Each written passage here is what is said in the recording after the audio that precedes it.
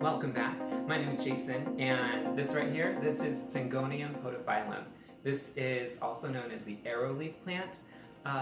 It's a pretty cool plant. It's very common in the trade. It's been around forever. I'm sure you've probably seen this before.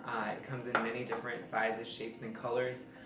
This plant's origins are from Mexico and Ecuador, and it makes a really awesome houseplant. So when you have a variety, or you select a variety, or maybe you already have one, pay attention to the color of the leaves. If your variety is more variegated, or pink in the leaves, or just frosty and speckled, those varieties want more light. So all of these Syngonium want bright and direct light, but the varieties with more of the coloration in the leaves, they want even more light.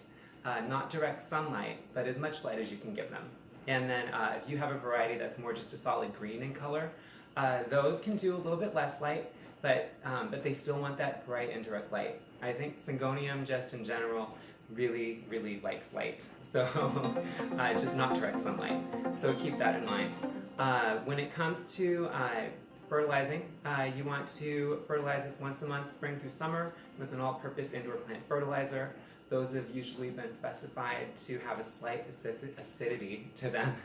A lot of houseplants like a slight acidity to the fertilizer, so make sure you get a houseplant fertilizer.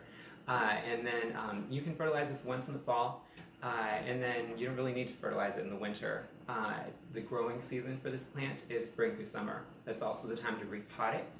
As far as watering goes, you want to water this, and in between waterings, you want the soil to dry out about 60 to 70%. You don't have to get it perfect. Just after you water it, give your pot a little lift so you know what the saturated soil feels like. And then when you think maybe there's like a third of the soil has some water in it, it's time to water it again. And I would err on the side of caution and let it be a little bit drier if you're not sure. You don't have to get it perfect. I've even had this where it dries out completely and the plant actually looks fine. It's a very durable plant. It's very forgiving. So this is a pretty awesome plant. It's durable, forgiving, super easy to propagate. All you need to do is get a stem cutting, and you can root it in a glass of water in a west-facing window with bright and direct light. It'll send out roots probably in about a month, and it'll send a lot of roots out, and you can just repot it and grow a new one. As far as pruning your plant, you want to prune it to kind of the way you want it. So I actually grew this from another one that I have. I grew this from a cutting, and I just thought it looked really cute, so I wanted to use it for this video. It has more of this corally and frosty venation in the leaves, and so this is a variety that wants a little bit more light. So I put it where it gets a lot of light. But yeah, you can prune them more into a bush form, which this is. When they're smaller, they're kind of more in a bush form. And then as they age, they are more vining. And so they'll kind of start spilling over and crawling. If you want them to stay more in a bush form, just cut out the dead stems, or you can thin it out a little bit, and you can actually propagate those cuttings, or you can let them go in the green bin. But yeah, just cut it back. You can also pinch it back if you want to keep it more compact. It's really not that hard. And this plant, it's very tough. As far as toxicity goes, this has been rated with a medium toxicity level. In other words, it's ornamental, it's not meant for eating, it's not for your cat or dog. So just know that.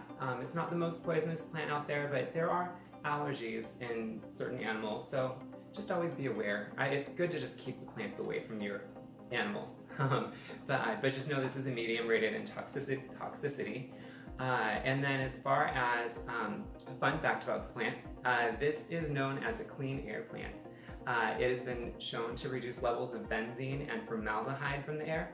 So it's rated as a clean air plant, and it also makes oxygen because it's a plant, which is pretty awesome. Yeah, that's some fun stuff about this plant. If you have any questions, just let me know. If you have anything you want to share about this plant, please feel free to let me know.